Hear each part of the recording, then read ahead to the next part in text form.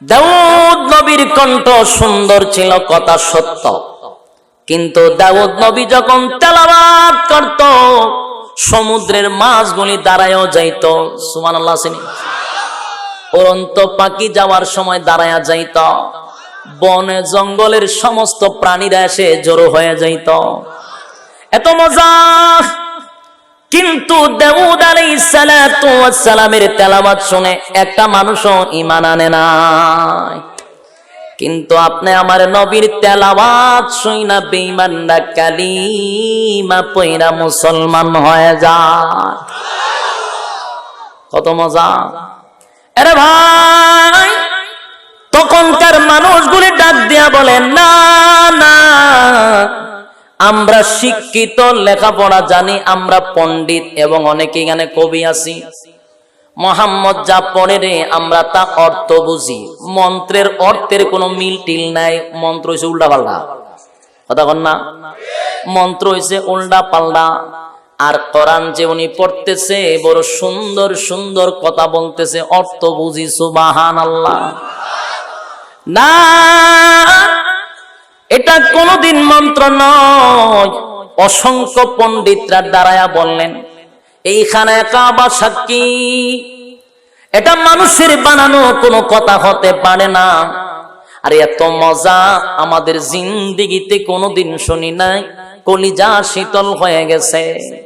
আমরা বুঝতে পেরেছি এটা আমাদের রবের কথা।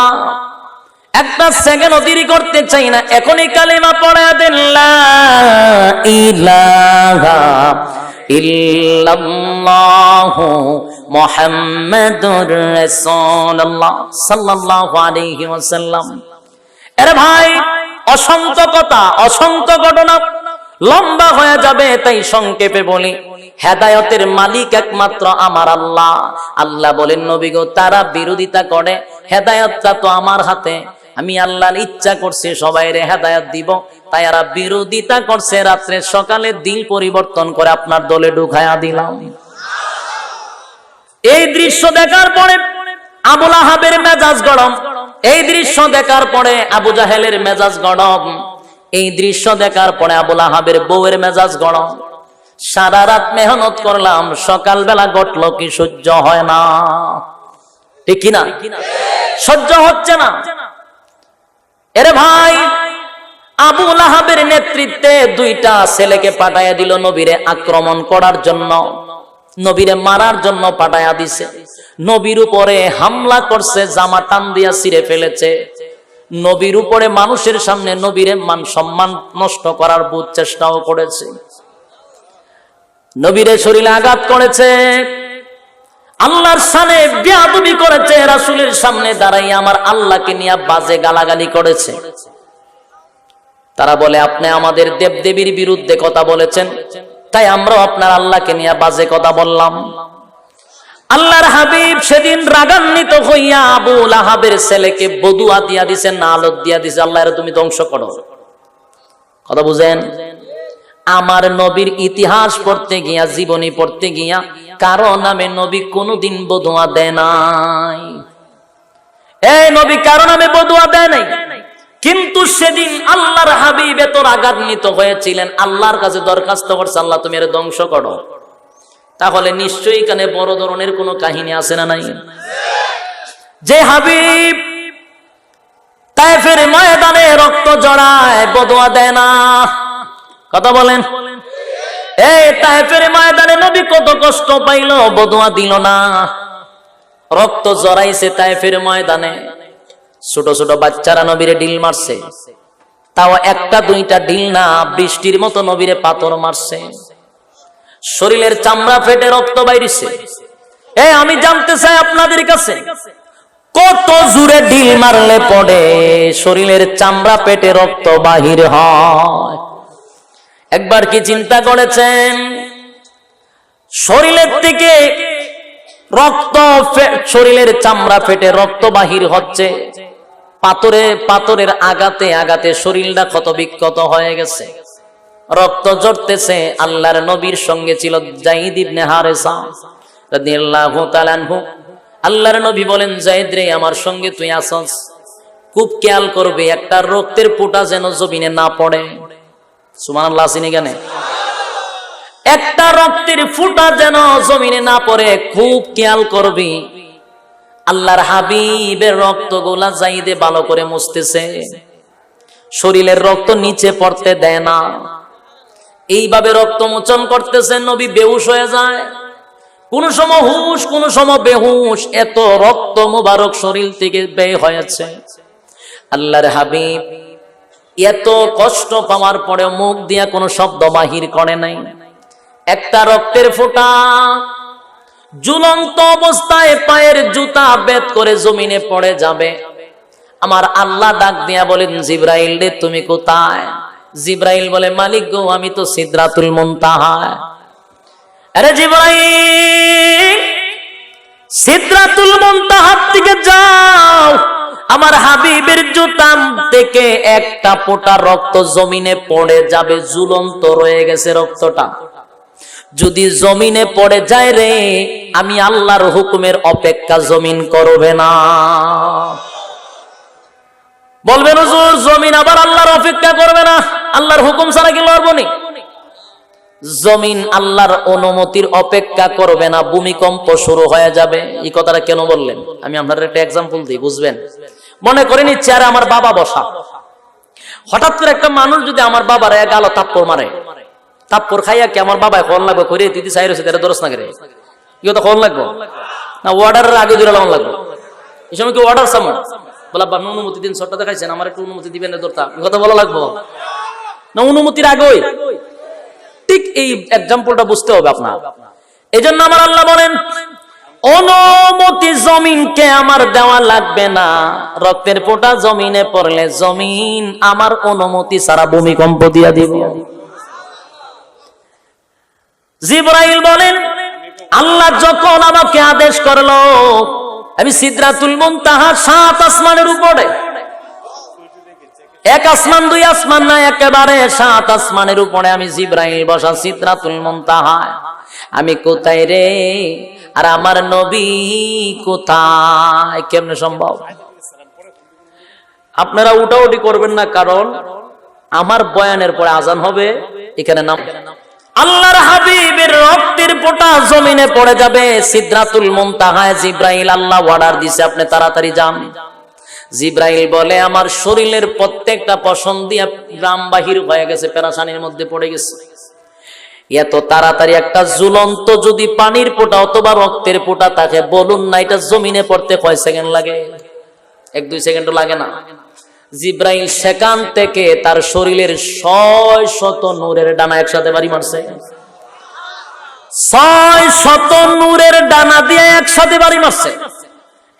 একসাথে বাড়ি মারার সঙ্গে সঙ্গে জিবরাইল বলেন, আমি সিদরাতুল মুনতাহা থেকে 600 নূরের ডানা দিয়ে একসাথে বাড়ি মেরেছি নবী তায়েফের ময়দানে। আমার নূরের ডানা নবীর জুতার নিচে চলে গেছে। সুবহান। আরে ভাই, আল্লাহর হাবিব এত রক্তাক্ত হয়েছে, এত ব্যথা পেয়েছেন, বারে বারে নবী বেহুশ হয়ে যায়। জিবরাইল এসে বলে, নবী গো, গজবের ফেরেশতা লই আইছি, অনুমতিটা দেন নবী, অনুমতি দেন, তায়েফবাসীরে ধ্বংস কইরা দেই। আমার নবী ডাক দিয়া বলেন, না আরে জিবরাইল, আমার আল্লাহ যেন রাগ করে তায়েফবাসীরে ধ্বংস কইরা না দেয় রে। তায়েফবাসীরে যদি ধ্বংস কইরা দেয়, বল না আমি নবী কার কাছে দিনের দাওয়াত লইয়া যাইব। তারা আমারে বুঝে নাই, মারছে। ও ভাই, আমি শুধু আপনাদেরকে বুঝাইতে চাই, এত ব্যথা পাওয়ার পরে, এত রক্ত ঝরানোর পরে নবী বদুয়া দিল না, কিন্তু আবু লাহাবের ছেলেরে কেন ধ্বংস কইরা দেওয়ার জন্য বদুয়া দিল?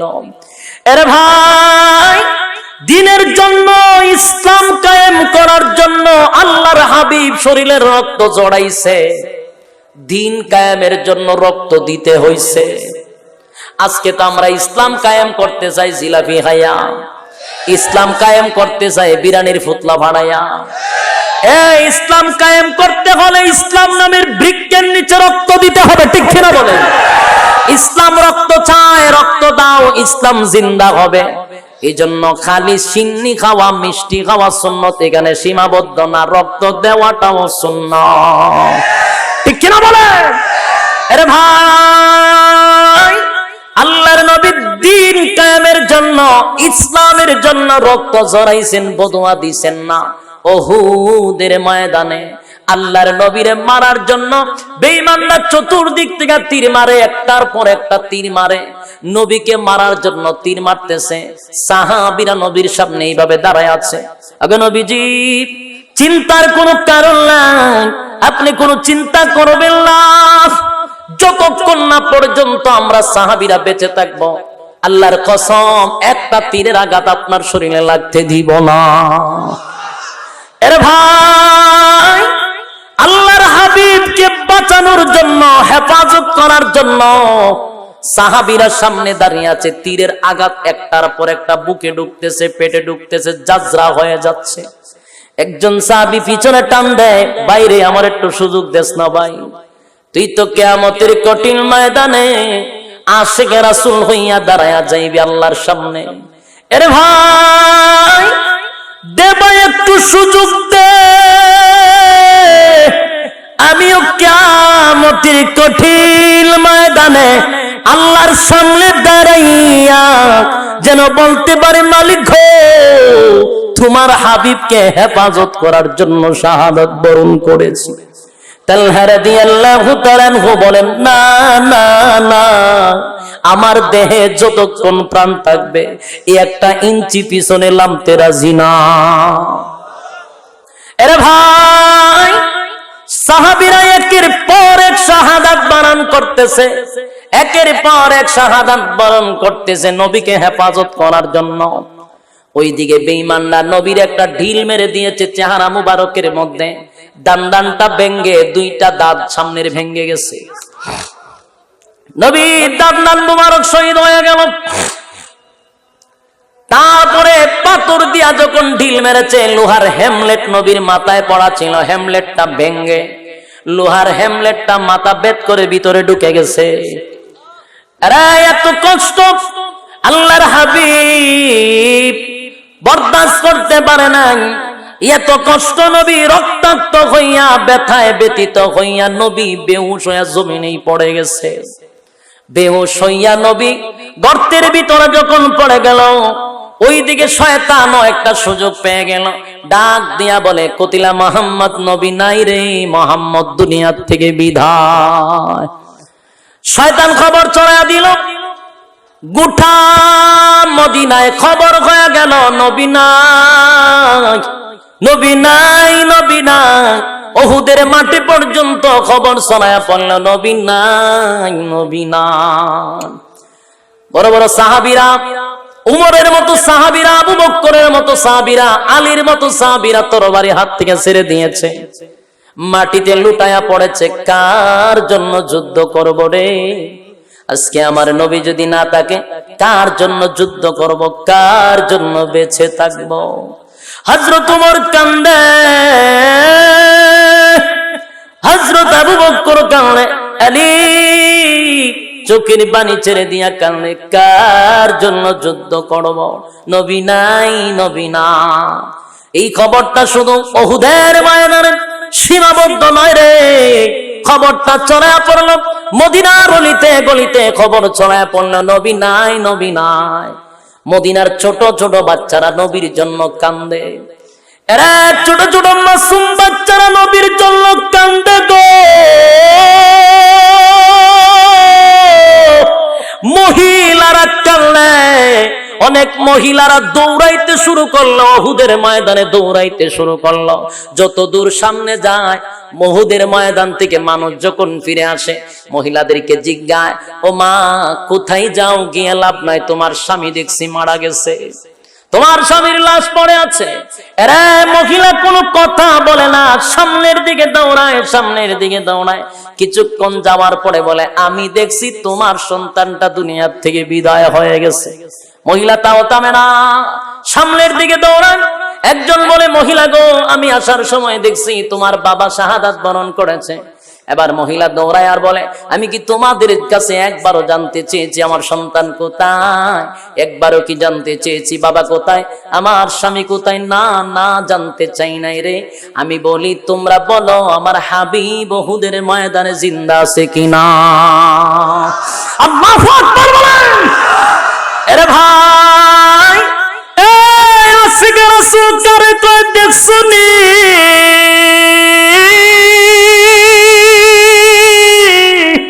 আশিকে রাসূল কারে কয় গো? আল্লাহর নবীর ব্যথায় ব্যথিত হইয়া মদিনা থেকে ছোট ছোট মাসুম বাচ্চারা কাঁদতে কাঁদতে দৌড়ায়, মহিলারা দৌড়ায়। ওইদিকে শয়তান তো খবর করে দিল আল্লাহর নবী দুনিয়ায় নাই, দুনিয়ায় নাই। জিবরাইল এসে আল্লাহর পয়গম্বরের কাছে গজবের ফেরেশতা লইয়া হাজির। ওগো আল্লাহর পয়গম্বর, গোটা উহুদের ময়দান খবর হয়ে গেছে আপনি নবী নাই, আপনি নবী নাই। সাহাবীরা তরবারি হাত থেকে ফেলে দিয়েছে। গোটা মদিনার মহিলারা কান্দে, ছোট ছোট বাচ্চা কান্দে। ওগো নবীজি, মাথা মুবারক তুলেন, কান্দেন না, উঠেন, আপনি রক্তাক্ত হয়ে গেছে।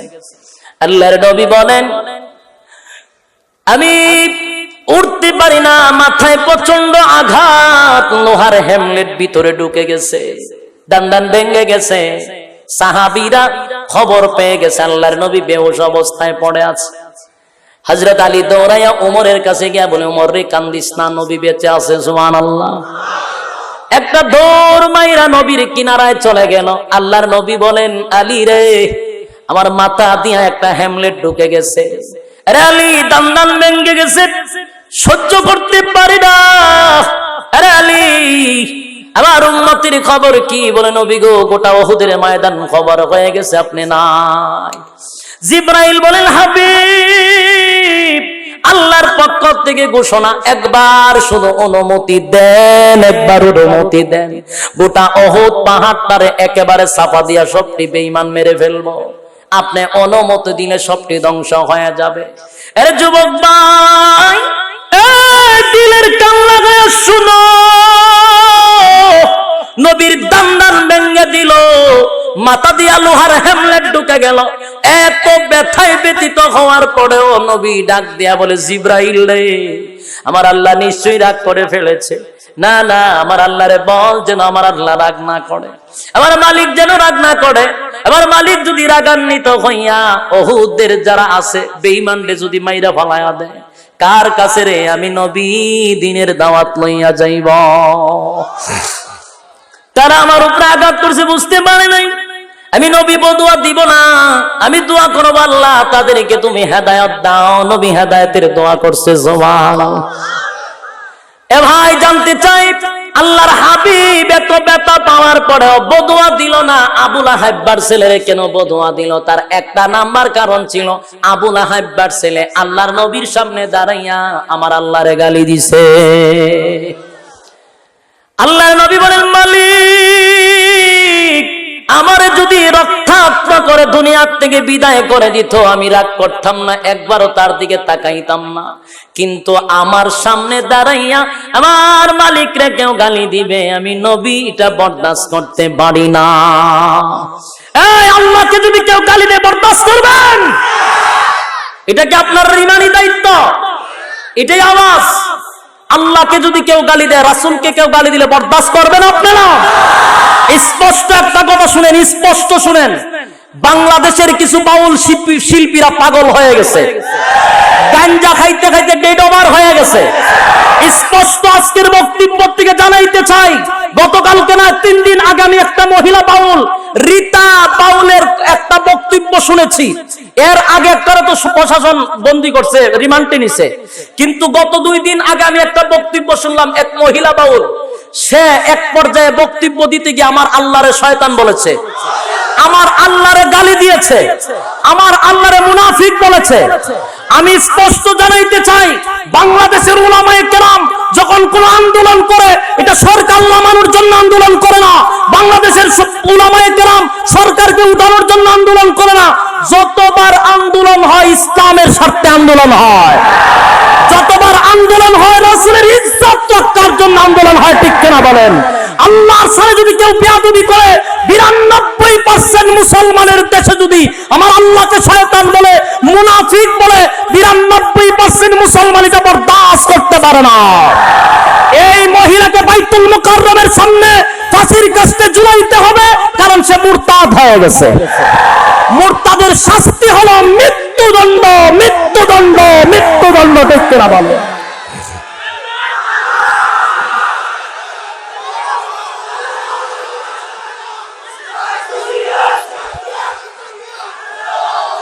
ভাইরা আমার, এটা আমি বক্তার শুধু দায়িত্ব নয়, এটা আমি বক্তার দায়িত্ব না। আপনার ভিতরে যদি বিন্দু পরিমাণ ঈমান থাকে, আর আপনি যদি বলেন যে আমি এক আল্লাহর গোলাম, এক নবীর উম্মত, তাহলে শুধু আমি বক্তার দায়িত্ব নয়, আমি আশরাফির দায়িত্ব নয়, প্রত্যেকটা মানুষ তার জায়গা থেকে এই নাস্তিক আর মুরতাদের বিরুদ্ধে কঠিন হুঙ্কার দিতে হবে। ভিডিও না পাইলে আপনারা আমার আশরাফ আহমদ আশরাফি নামের আইডিয়া সেটা ঢুকেন, আমি শেয়ার করছি গতকালকে। সর্বপ্রথম ভিডিওটা আমার চোখে নজরে পড়লো, সাথে সাথে শেয়ার করলাম। ডাইরেক্ট কুলফু আল্লাহর ব্যাখ্যা দেয়, তার ফেডের ভিতরে ফাড়া দিলে বাতাস ছাড়া কিচ্ছু পারিত না। এই ওইটা আল্লাহরে মুনাফিক ডাকে, আল্লাহরে শয়তান ডাকে, নাউজুবিল্লাহ। এজন্য মাননীয় সরকারের কাছে আমাদের আবদার, আপনার বক্তব্য আমার কাছে ভালো লাগে। কিছুদিন আগেও বাউল শিল্পীর ব্যাপারে হাসানুল হক ইনু আপনাকে প্রশ্ন করেছিল, আপনি সুন্দর বক্তব্য দিচ্ছেন, আপনাকে সম্মান করি, তাজিম করি, ইজ্জত করি। আপনি সুন্দর বক্তব্য দিচ্ছেন আর বলছেন উলামায়ে কেরাম তো তার গানে বাধা দেয় নাই, সে গান তো আওয়াজ করতে গেছে কেন? ঠিক না? এই বাউলগুলি কিসের থেকে এত সাহস পায়, কিসের থেকে এত বড় কথা বলার সাহস পায়, এটা আমাদের জানতে হবে, জানতে হবে। এত সাহস কোথার থেকে পাইল? সেই বাউল এখন আল্লাহকে মুনাফিক বলে। এখানে 99% মুসলমানের বাংলাদেশ, ঠিক কিনা বলে? এই মহিলাকে যদি ফাঁসির কাস্টে ঝুলানো না হয়, বাংলাদেশে আবার একটা যুদ্ধ হবে, যুদ্ধ হবে, যুদ্ধ হবে ইনশাআল্লাহ।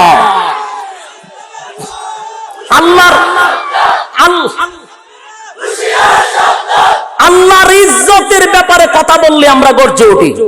খোদার কসম, কোন রাজনীতির জন্য নয়, কোন এমক এমপি, তমক মন্ত্রী, অমক প্রধানমন্ত্রীর ব্যাপারে আমরা কোনো কথা বলতে রাজি না। এই ব্যাপারে আমরা কথা বলতেও চাই না। কিন্তু আমার নাকের দ্বারে আইসা আমার আল্লাহকে গালি দিবে, রাসূলকে গালি দিবে, আমি বৈশা থাকবো চুপ করে, এটা মুনাফিকের খাসলত, এটা বোবা শয়তান, ঠিক কিনা বলেন? আমার বলার দরকার, আমি মেসেজ দিয়া গেছি। আর আপনি যদি নিজেকে ইমানদার দাবি করেন, তাহলে আপনার কি দায়িত্ব এটা এখন ঘুমায় ঘুমায় চিন্তা করবেন। উলামায়ে কেরাম যদি ডাক দেয়, এক প্ল্যাটফর্মে একত্রিত হতে হবে। আমি আশ্চর্য হয়ে এলাম, কিসের থেকে তারা এত বড় বড় কথা বলার সাহস পায়? একটা কইলো গান বাজনা জায়েজ, নবী গান না শুনলে ঘুমো ধরতো না। এরপরে আরেকটা গাঞ্জা খাইয়া উঠতে বলে গুরুর থেকে, আল্লাহর থেকে গুরু বড়, এটা গাঞ্জা খাইলো। হুমা ওহন দিহি মহিলা তাই উঠটা কয়, আদম রে তুমি কইলায় গাছের গুড়া যাইতে না, আবার তুমি শয়তান রে বইলা দিলা যেন এই আদম রে দুকা দেয়, তাহলে তো তুমি দুই কথা কইলা, তুমি তো মুনাফিক। চিন্তা করছে? ফিডাইতে ফিডাইতে ফিডে সামরাড়ে তুলে লাগান যেত। আমি আশা করি এই ব্যাপারে প্রশাসন খুব জাগ্রত হবে। প্রশাসনের দৃষ্টি আকর্ষণ করে বলছি, আপনারও মুসলমান, ঠিক কিনা? আমাদের দেশের প্রধানমন্ত্রী মুসলমান, প্রধানমন্ত্রী উলামায়ে কেরামদের পক্ষে কথা বলেন, এটা আমি বিশ্বাস করি। আলেমদেরকে উনি সম্মান করেন, এটা আমি বিশ্বাস করি। সুতরাং আপনার কাছে এই 18 কোটি মুসলমানের একটাই দাবি, এই মুরতাদকে ফাঁসির কাস্টে ঝুলান। রিমান্ড না, রিমান্ড না, ফাঁসি। মুরতাদ হয়ে গেলে ইসলামিক আইন অনুযায়ী তাকে মৃত্যুদণ্ড দেওয়া। একটা নাস্তিক রে বাইতুল মুকাররমের সামনে ঝুলানি যেত, সবটি একেবারে সুযোগ হয়ে যেত। আল্লাহ এগুলা বুঝার তৌফিক দিক, আমিন। সম্মানিত সুধী, ওই রাসূল বলেন, আমাকে মারছে, আমি কোনো প্রতিবাদ করছি না। আমার শরীরের জামা টান দিয়া ছিড়ছে, আমি বদুয়া দিছি না। তায়েফের ময়দানে রক্ত ঝরাইছি, প্রতিবাদ করি নাই। উহুদের ময়দানে দাঁত ভাঙছি, মাথা দিয়া হেমলেট ঢুকছে, প্রতিবাদ করি নাই। বরং আমি দোয়া করছি, আল্লাহ হেদায়েত দাও। কিন্তু আবু লাহাবের ছেলে শুধু আমার টান দিয়া জামা ছিড়ছে, বদুয়া কেন দিলাম? সে আমার আল্লাহকে গালি দিছে, আল্লাহকে গালি দিছে, আমি রাসূল এটা বরদাস্ত করতে পারি না। কথা বুঝতে পারছেন? এ ভাই, দিলের কান লাগায় কথাগুলি শুনেন। আল্লাহর হাবিব বড় দুঃখিত হয়ে আল্লাহর কাছে বলেন, মালিক আমি তারে বদুয়া দিছি সে যেন ধ্বংস হয়ে যায়, এবং ধ্বংস হয়ে গেছে। কথা বুঝতে পারছেন? একের পর এক নবীর বিরোধিতা করছে, কোনো কাজ হয় না। আবু লাহাব, আবু জাহেল নবীরে মারার জন্য বহু টিম পাঠাইছে, কিন্তু পারে নাই। শেষ পর্যন্ত শরণাপন্ন হয়েছে কার? আবু তালেবের শরণাপন্ন। কি শেষ করে দিব? আমারও তো একটা নির্দিষ্ট টাইম দিছে 8টা পর্যন্ত, নাকি? তাহলে বসেন, ফিনিশিং তো দিতে হবে। কেউ না লড়ি, এখানে নামাজ হবে, ঠিক না? আর আপনাদের আমার পরে বক্তাও চলে আসছে, আমি গাড়ি দেখছি, আমার বন্ধু মানুষ, মহব্বতের মানুষ। কেন কেফলেন, কেন রাগান্বিত হইলেন? আল্লাহকে গালি দেওয়ার কারণে। কিন্তু পিছনের ইতিহাস দেখেন, তায়েফের ময়দানে মার খাইলো, কোনো প্রতিবাদ করছে? উহুদের ময়দানে। আর রাসূলের সবচেয়ে বেশি কষ্ট লাগছিল যেদিন মক্কা থেকে মদিনা হিজরত করে যায়। 2 রাকাত নামাজ পড়ার জন্য খানায় কাবার কাছে বারবার গেছে, যার কাছে চাবি ছিল সে রাসূলকে চাবিটা দেয় নাই, বারবার পিছনে ঘুরছে, আমাকে 2 রাকাত নামাজ পড়ার সুযোগ দাও, ধাক্কা মাইরা নবীরে ফালাই দিছে। নবীর চোখ দিয়া পানি আসছে, কিন্তু বদুয়া দিছে না। কিন্তু আবু লাহাবের ছেলেরে বদুয়া দেওয়ার কারণ আমার আল্লাহকে সে গালি দিছে। যেন আমি বলবো সব বরদাস্ত করব, কিন্তু আল্লাহকে গালি দিলে আমরা বরদাস্ত করতে রাজি না। যেই জবান দিয়া গালি দিব তার জিব্বাটা টান দিয়া ফাড়া দিয়া খাইটা ফালাইয়া কুত্তারে নাস্তা বানাই দিলাম, ঠিক কিনা বলেন? একেবারে শুধু মোল্লার মায়ের দেখছ না, শেষ রাতে মার দিব খালি ইচ্ছা আমাদের খুব। অসিব্বর বাচ্চা গাল্লিতে গাল্লিতে আল্লাহরে গাইল্লায় রে। তোর কি জানার দরকার নাই যে 92% মুসলমান? এখানে আজান হয়, আল্লাহু আকবারের ধ্বনিতে সূর্য উঠে, আল্লাহু আকবার কইলে সূর্য অস্ত যায়। বাংলাদেশও যেই পরিমাণ উলামায়ে কেরাম আছে, সব যদি একসাথে ফসরাবো করে, এটার যে শ্রুত হবে নাস্তিকরা বাইসা যাবে। এত বড় বড় কথা কইতে কস, কোথার থেকে এত বড় বড় কথা কস? তাফরায় না দাঁত ফলাই দেওয়ান লাগবে। আমরা একেবারে বেফতার মনে করে, নরম মনে করে। শুনেন, বারবার বলি, রাজনীতির জন্য আমরা গরম হই না। আমরা রাজনীতির জন্য গরম হই। বাংলাদেশে যত আন্দোলন হয়েছে কেউ লামাইবার জন্য করছে। আমরা একক কথা, শুধু আমি এটা বলবো, সবার কথা না, শুধু একমাত্র কওমের উলামায়ে কেরাম। আমরা কাউরে লামাইবার জন্য লাফাই না, উড়াইবার জন্য লাফাই না, ঠিক নেই? আমাদের আন্দোলন হলো ইসলামের স্বার্থে, আল্লাহর স্বার্থে, রাসূলের স্বার্থে, ঠিক না?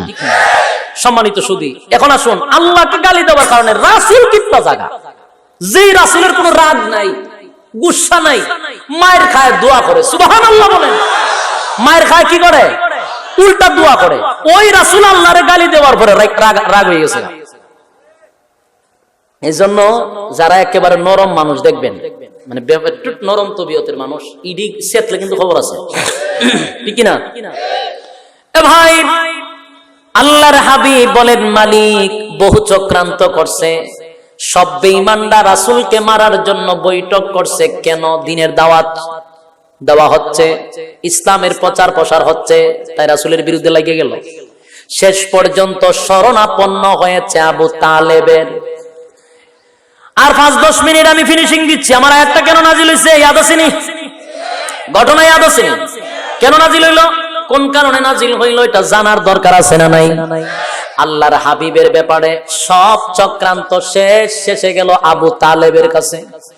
আরে আবু তালেব, তোমার বাতিজারে সামলাও। তোমার বাতিজা বাপ দাদার ধর্ম নিয়ে বিরোধিতা করে, এক আল্লাহর দাওয়াত দেয়, নিজেকে রাসূল বলে দাওয়াত দাবি করে। সব বরদাস্ত করতে পারি, বাপ দাদার ধর্মের বিরুদ্ধে কথা বললে বরদাস্ত করতে পারি না রে।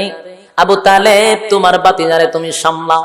যদি সামলাইতে না পারো আমাদের হাতে ছেড়ে দাও, আমরা তারে সাইজ করব। নাউজুবিল্লাহ আসেনি? থাকলে হইতেই হতো। আল্লাহর রাসূল বলেন, আবু তালেবের কাছে বিচার দিল কে? আবু লাহাব, আবু জাহেল, বড় বড় লিডাররা আবু তালেবের কাছে বিচার দিছে। আবু তালেব হলেন রাসূলের আপন চাচা, আবু লাহাব কিন্তু চাচা, কিন্তু চাচা হয়ে বিচার দিছে আরেক ভাইয়ের কাছে। আবু তালেব বলেন, বাতিজা, 40টা বছর জীবনে কোনোদিন তোমার বিরুদ্ধে কোনো বিচার আসে নাই, সবাই তোমার প্রশংসা করত। ও বাতিজা, কেমনে রে মদিনার মানুষ, মক্কার মানুষ তোমার বিরোধিতা শুরু করে দিয়েছে। তুমি নাকি বাপ দাদার ধর্মের বিরুদ্ধে কথা গাও, তুমি নাকি এক আল্লাহর দাওয়াত দাও, নিজেকে রাসূল দাবি করো, কথা কি সত্য? রাসূল বলেন হ্যাঁ সত্য। চাচা বুঝাইলেন বাতিজাইগুলা ছেড়ে দাও, আগে যেমনে ছিল এমনে চলো। রাসূল বলেন প্রাণের চাচা, আমি এই দুনিয়াতে আসার কারণই হলো অসভ্য জাতিকে সভ্য করার জন্য, গান বাজনা দূর করার জন্য। এটাই হলো আমি নবীর কাজ।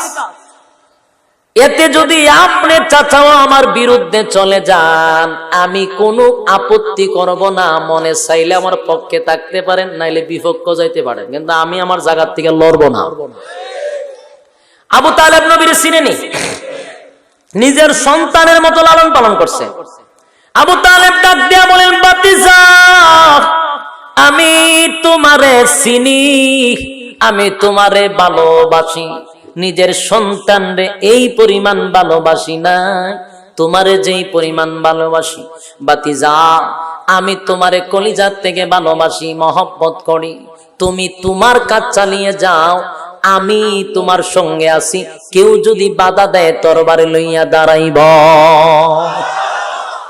বক্তব্য কার? আবু তালেবের। আবু তালেব রাসূলের ছোট থেকে নিয়ে বড় করছে, নিজের কাছে রাখছে গার্জিয়ান হিসেবে। বলেন বাতিজা, তোমার সব কিছুর থেকে ভালোবাসি এবং তোমার জন্য জীবন দিতে প্রস্তুত। বক্তব্য কার? আবু তালেব। আবু তালেবের বক্তব্য শুনছেন, এই ক্ষেত্রে রাসূলের বক্তব্য কি শোনার দরকার না? রাসূল বলেন লা ইউমিনু আহাদুকুম হাত্তা আকুনা আহাব্বা ইলাইহি মিন ওয়ালিদিহি ওয়া ওয়ালাদিহি ওয়ান নাসি আজমাইন। রাসূল বলেন ততক্ষণ না পর্যন্ত মুমিন হতে পারবা না যতক্ষণ না পর্যন্ত তোমার জীবনের যা কিছু আছে সবকিছুর থেকে আমি রাসূলকে বেশি ভালোবাসবা না। ভালোবাসতে হবে সবকিছুর থেকে বেশি কারে? রাসূলকে। এরপরে রাসূল বলেন যে তোমরা ততক্ষণ না পর্যন্ত মুমিন হতে পারবা না যতক্ষণ না পর্যন্ত আমি রাসূলের জন্য জীবন না দিতে পারবা। তার মানে জীবন দিতে প্রস্তুত থাকতে হবে। তাহলে তুমি কি হতে পারবা? খাঁটি মুমিন। তাহলে আবু তালেবের কথা রাসূলের কথা মিল আসেনি? কথা কয় না, হুবহু মিল। তো মিল হওয়ার পরে আবু তালেব গেছে কই? জান্নাত না জাহান্নাম? জাহান্নাম। তাহলে ভালোবাসা কম ছিল, এই কারণে গেছে জাহান্নামে। বলে বিন্দু পরিমাণও ভালোবাসার কম ছিল না। বাংলাদেশের সমস্ত আশিকে রাসূল রে এক পাল্লা বাই তুললে আবু তালেবের 1 মিনিটের ভালোবাসার সমান হবে না। কিন্তু এত ভালোবাসা লইয়া জাহান্নামে গেল কেন? বোঝার দরকার আছে না নাই? বুঝতে হবে। কারণ শুধু ভালোবাসা দিয়ে জান্নাতে স্থান পাওয়া যায় না। কথা বুঝেননি? আবু তালেবের মধ্যে ভালোবাসা ছিল, সন্দেহ নাই, কিন্তু জাহান্নামে গেছে। তার কারণ ভালোবাসা ছিল, অনুসরণ ছিল না, অনুকরণ ছিল না। ভালোবাসা একটা সাবজেক্ট, অনুসরণ অনুকরণ আরেকটা সাবজেক্ট, দুটোটা এক না। বুঝতে পারেন নাই? আচ্ছা, বুঝার জন্য আমি সংক্ষেপে, সময় একবার কমে গেছে, সংক্ষেপে একটা এক্সাম্পল দিচ্ছি আপনাদেরকে, শুনেন। ভালোবাসা কি জিনিস আর অনুসরণ যে কি জিনিস একটু বুঝাই। যেমন আমাদের ইউটিউব সোশ্যাল মিডিয়াতে যখন বয়ান চলে, আমাদের গোটা ওয়ার্ল্ডে একটা বক্ত আছে, আমাদের কিছু বক্তবিন্দু আছে না নাই? বাংলাদেশে যে এই পরিমাণ আপনার ওয়াজ শুনেন, এর চেয়ে বেশি আমাদের বাহিরের প্রবাসীরা ওয়াজ শুনে। তো আমার কিছু বক্তবিন্দু আছে, গোটা বাংলাদেশি আছে। এর মধ্যে বেশি যারা ওয়াজ শুনে এটা হলো আমাদের সিলেটের মানুষ। কারণ আমাদের অধিকাংশ সিলেটি তাহে লন্ডন, মৌলভীবাজার থেকে দইরা এরা ঘরে ঘরে লন্ডন। লন্ডনের প্রবাসী বেশি না সিলেটে।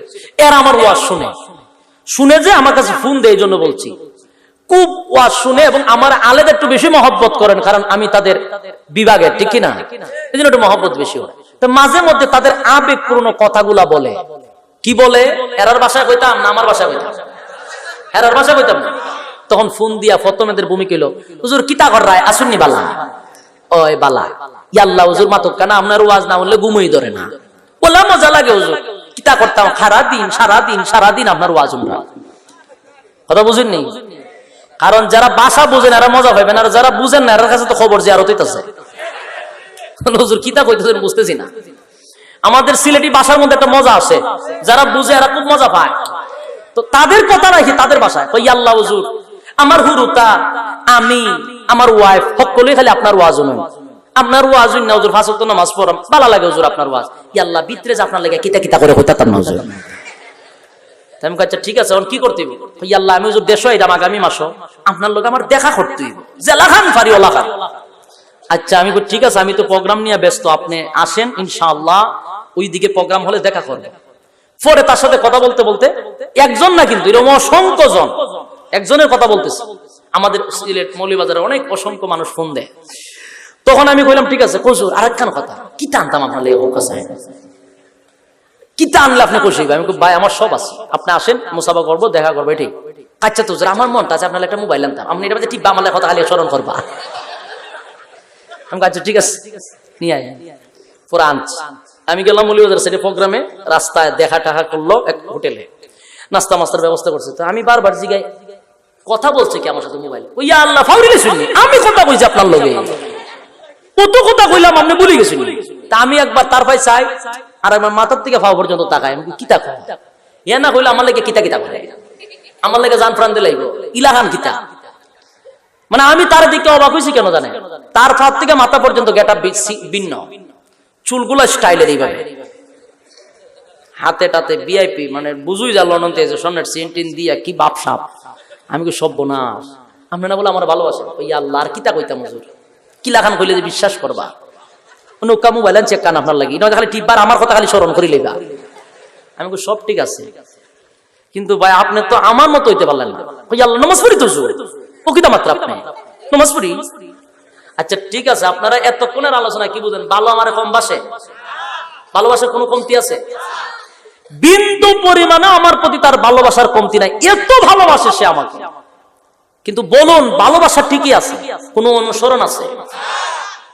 ভালোবাসা কিন্তু আছে, ভালো যে বাসির মধ্যে কোনো সন্দেহ নাই, কিন্তু ফাত থেকে মাথা পর্যন্ত আমার কোনো অনুসরণ তার ভিতরে নাই। আমার মাথার টুপি তার মাথার নাই, আমার মুখে দাড়ি তার মুখে দাড়ি নাই, আমার শরীরে সুন্নতি লেবাস তার শরীরে ফিটিং পাটিং, সব ভালোবাসা ঠিক আছে, কিন্তু কি নাই? অনুসরণ নাই।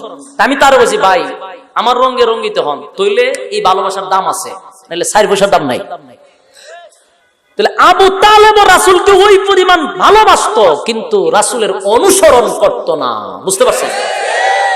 ভালোবাসার কমতি ছিল না, কিন্তু কি করতো না? অনুসরণ। তাহলে এই ভালোবাসার 4 পয়সার দাম আছে, ওই ভালোবাসা খান লইয়া গেছে জাহান্নাম। বাংলাদেশে অসংখ্য আশেকে রাসূল রাসূলের জন্য ডিগবাজি মারে, লাভ মারে, কিন্তু ভালোবাসে এরা, আমি অবিশ্বাস করি না, ভালোবাসে, কিন্তু তাদের মধ্যে অনুসরণ নাই। আবু তালেব যেই জাহান্নামে গেছে, তারাও এই জাহান্নামে যাবে। বুঝতে পারছেন? আল্লাহর হাবিব আবু তালেবের কাছে দিনের দাওয়াত লইয়া বারবার গেছে। চাচা গো মহব্বত করেন কলিজার থেকে, তাই আপনি আপনার কাছে বারবার দিনের দাওয়াতটা দিলাম, কালিমাটা পয়রা মুসলমান হয়ে যান। আবু তালেব বলেন বাতিজা এটা বইল না, সব মানতে রাজি না। জীবনের শেষ মুহূর্তে আবু তালেব মরণাপন্ন। আল্লাহর হাবিব দাঁড়ায়া বলেন বাদশা, এই মুহূর্তে যদি আপনি মারা যান চিরস্থায়ী জাহান্নামী হয়ে যাবেন, আর আমি যে আপনার জন্য সুপারিশ করব আমার নবীর জন্য হারাম। কারণ যারা কুফরি করবে, শিরিক করবে, তাদের জন্য সুপারিশ করা সমস্ত নবীগণের জন্য হারাম। আরে প্রাণের চাচা, আমি আপনাকে ওয়াদা দিলাম এই সময়ও যদি আপনি মধুর কালিমাটা একবার পড়ে নেন, আমি ওয়াদা দিলাম কিয়ামতের কঠিন ময়দানে আমি আপনাকে জান্নাতে না লইয়া আমি নবী জান্নাতে যাব না। আল্লাহু আকবার বলেন। এত বড় কপাল আবু তালেবের, এত বড় কপাল। কিন্তু ভাইরে আবু তালেব ডাক দিয়া বলেন বাতিজা রে, আমি জানি তুমি সাধারণ কোন মানব না, আমি জানি আমার চেয়ে বেশি তোমারে কেউ চিনে না। ও বাতিজা, তুমি যে শ্রেষ্ঠ নবী আমি জানি, তুমি যে শানওয়ালা নবী, মানওয়ালা নবী, মহামানব, তোমার কথা মানলে জান্নাতে যাব সেটাও জানি, তোমার কথা না মানলে জাহান্নামে যাব সেটাও জানি। জানার পরেও সিদ্ধান্ত নিলাম বাপ দাদার ধর্মের মধ্যে সুনকালি মারব না, তোমার জাহান্নামটাই বেছে নিলাম। নাউজুবিল্লাহ আসেনি? এই কথা শোনার সাথে সাথে আল্লাহর হাবিব চোখের পানি গুলা ছেড়ে দিয়া কান্দা শুরু করে দিয়েছে। বড় আঘাত পাইছে রে নবী, বড় ব্যথা পাইছে। ডাক দিয়া বলে মালিক, আমার মা নাই, বাবা নাই, আত্মীয় স্বজন আমার বিরুদ্ধে যখন ছিল, এই চাচা আমার পক্ষে ছিল গো, এই চাচা নিজে না খাইয়া আমার মুখে খানা দিছে। বাবার আদর বুঝি না, এই চাচা বাবার আদর করেছে। এত মহব্বতের চাচা, এত ভালোবাসার চাচা কেমনে গো আমার চোখের সামনে জাহান্নামের আগুনে চিরটা জীবন অনন্তকাল জাহান্নামের আগুনে জ্বলবে। আমি চার বাতিজা হইয়া একজন পয়গম্বর হইয়া আমি এটা বরদাস্ত করতে পারতেছি না। নবী বেতায় ব্যতীত হইয়া কান্না, চোখের পানি গুলা ছেড়ে দিয়া নবী কান্না শুরু করে দিয়েছে। আমার আল্লাহ ডাক দিয়ে বলে, জিবরাইল যা যা বন্ধুর কাছে কোরআনের আয়াত কান শোনায়া দে। কোন আয়াত জানেননি? যেই আয়াত আমি আপনাদের সামনে তেলাওয়াত করেছিলাম আর শুরুতেই বলেছিলাম এটা নাজিল হওয়ার কারণ আছে। এই আয়াত আসেনি? কেন নাজিল হইল? তার প্রেক্ষাপট কি, তার শানে নজুল কি? কারণ একটা ঘটনা বলেছিলাম, ঘটনাটা হলো নবী আবু তালেবের বেতায় ব্যতীত হইয়া কান্দে রে। দিনের দাওয়াত লইয়া গেছে, দাওয়াত প্রত্যাখ্যান করে, এমন কথা বলছে নবীর চোখ দিয়া পানি চলে আসছে। আল্লাহর নবী কান্দে, নবী কান্দে। আল্লাহ সান্ত্বনা দেওয়ার জন্য কোরআনের আয়াত নাজিল করে দিয়েছে, নবীর কানে কানে শোনায়া দেয়, ইন্নাকা লা তাহদি মান আহবাবতা ওয়ালাকিন্নাল্লাহা ইয়াহদি মান ইয়াশা। আগলা বিছি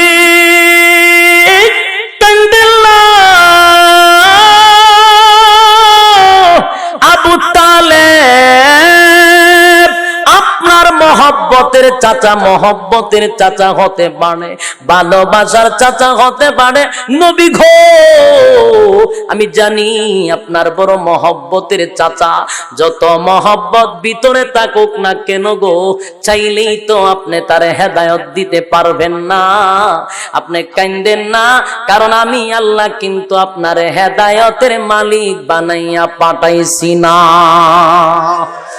আরে ভাই মনোযোগ, আল্লাহ ডাইরেক্ট বলে, নবী গো মহব্বতের হতে পারে, তাই আপনি তার হেদায়েত দিতে পারবেন না। এই অধিকারটা আমি আল্লাহ আপনাকে দেই নাই, কারণ আপনি হেদায়েতের রাস্তা দেখায়া দেওয়ার অধিকার দিছি, হেদায়েত দেওয়ার অধিকার দিছি না।